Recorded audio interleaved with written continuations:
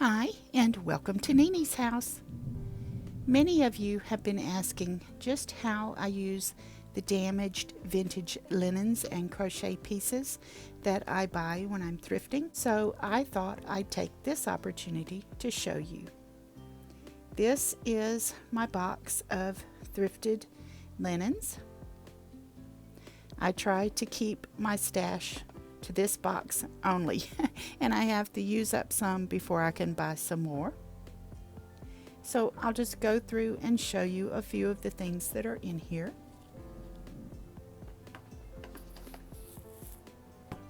This dresser scarf is a perfect example. The embroidery and the crocheted edging is exquisite, but it is stained in many spots. I did try to remove the stains, but I wasn't successful, so I'll show you a bit later just how I was able to repurpose this scarf into something just as exquisite. Here is a hand crocheted piece that has some damage in a couple of spots. And you can see here in the right hand corner that I've already snipped out one of these little medallions to use in another project. This gorgeous doily has a stain right here in the center and some damage along the edges.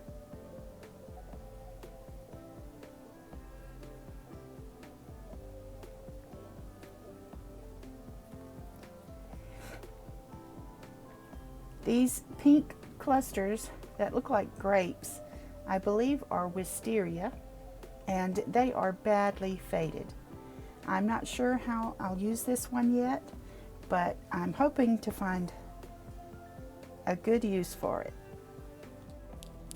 Here is another hand crocheted doily that has quite a bit of discoloration. I have already cut some pieces from this too to use in another project. This Battenberg doily is not handmade. It has a tag on it, so it is manufactured, but that doesn't mean it's not beautiful. It has some pretty pieces to use. Here's a little heart. There are flowers in each corner, and you can see that I've already used this corner, and I'll show you how in just a bit. Sometimes I find a nearly perfect piece like this small crocheted heart. I won't cut it up, but I will use it whole in another mixed media piece. I enjoy doing mixed media, paintings, collages, and in fabric. Now, returning to the first piece, as you can see, I've cut some of the crocheted edging off,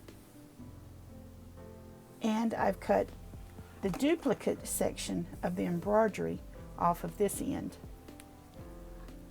And here's what I did with it. I used it to make this beautiful one-of-a-kind mixed media style purse. I added the crochet edging along the sides, and that full piece of beautiful embroidery was used for the front of my purse. There were a couple of small stains which I disguised under this butterfly and this section right here. I've added some vintage crochet, vintage buttons, and a little corner of a vintage handkerchief. Inside is a pocket. On the back, I have more vintage buttons and another piece of vintage crochet. And here is a little piece of a teardrop shape crochet from this doily. You can see how this one was stained, but some of them are just beautiful. So I just cut that out and used it right here on my purse. The handle is also done in a mixed media mismatch crazy quilt kind of way. Here is some more of that edging and some of the fabric from the dresser scarf. This is a piece of vintage trim, a vintage button, and I have other bits and pieces along the handle. The body of this next purse is made from new fabric, but there are bits of interesting vintage pieces all over the mixed media style front. This lovely hand embroidered piece, this crochet, this tatted edging from a pillowcase, and some old buttons just add to the beauty of this piece. The handle is made similarly to the first one. Here's a piece of vintage trim, some vintage crochet. Here's another piece of crochet and other interesting and beautiful fabrics. Inside this one, there is also a pocket.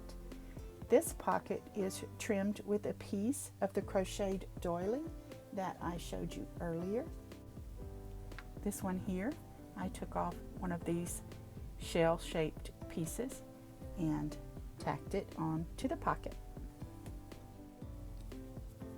I have one more handmade purse to show you that has a piece of this Battenberg doily right here under this vintage button.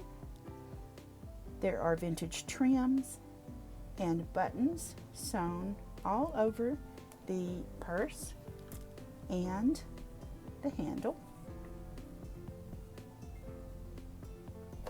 Here's a piece of that crochet here. I also use vintage fabrics and crocheted pieces, trims, and buttons to make journals, and here are just a couple. This has a piece of vintage crochet on the front and a tiny bit of a vintage tablecloth right here. Inside is a pocket made from that vintage tablecloth that has a cross-stitch design. On this pocket is a piece of a doily right here.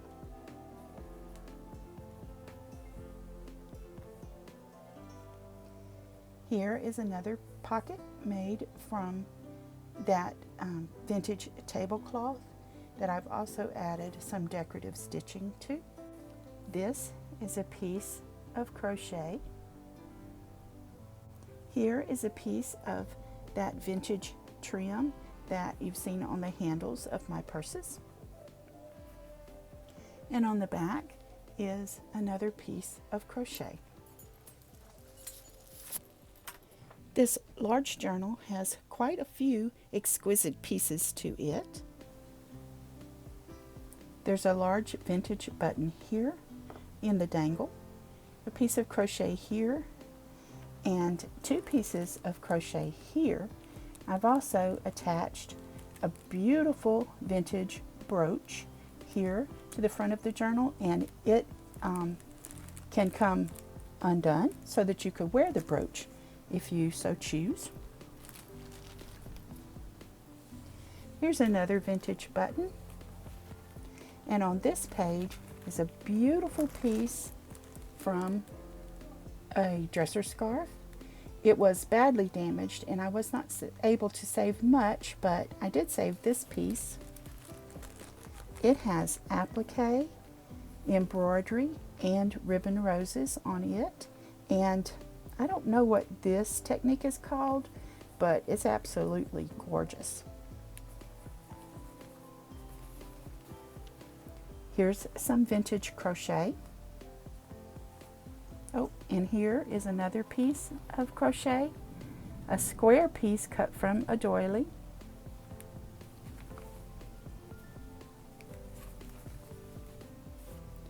This is a corner of a vintage handkerchief, and on the back is this beautiful crocheted bird.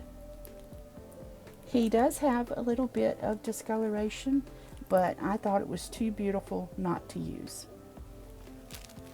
If you'd like to see more of my journals and purses and how I make them, please consider subscribing to my new channel, Journal Along. The link will be in the description box below. I will also have some of these items for sale in my Etsy shop, which is also linked below. Thank you so much for watching. And just note, I am moving all of my journal content to the new channel, Journal Along. So I will be doing my mixed media, and my junk journals, and my fabric journals over on that channel. Thanks again for watching.